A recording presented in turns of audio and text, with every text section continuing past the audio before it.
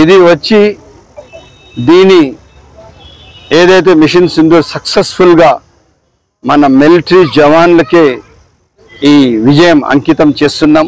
ఎందుకంటే వాళ్ళలో ఉన్న ఒక నైపుణ్యత, వాళ్ళలో ఉన్న ఒక పూర్తిగా ప్రపంచానికే ఉన్న దేశాలకన్నీ దీటుగా మన భారతదేశ జవాన్లందరూ ఆర్మీ కానీ, నేవీ కానీ, మిలిటరీ కానీ అందరూ నిలబడడం జరిగింది. తప్పకుండా భారతదేశ 140 కోట్ల ప్రజలు వాళ్ళ వెంట ఉన్నారు.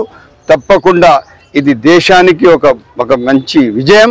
తప్పకుండా ఎట్టి పరిస్థితుల్లో భారతదేశ ప్రతి పౌరుడు మనము గర్వించదగ్గ ఇది విషయం. దీనికి చాలా బాధ్యతగా తీసుకోవాలా. మన ఫస్ట్ ప్రయారిటీ మన దేశం కోసమే మనం పుట్టాము, దేశం కోసమే అవసరమైతే ప్రాణాలు కూడా ఇవ్వాలా. ఎక్కడ కూడా కానీ అన్ని కుల మతాలకు నేను రిక్వెస్ట్ చేస్తున్నాను, మన దేశ వీరులు ఎవరైతే చాలా విజయంగా ఇది సక్సెస్ఫుల్గా ఏదైతే మిషన్ సింధూర్ చేశారో వాళ్ళకు ప్రత్యేక ధన్యవాదాలు తెలుపుకుంటున్నాను.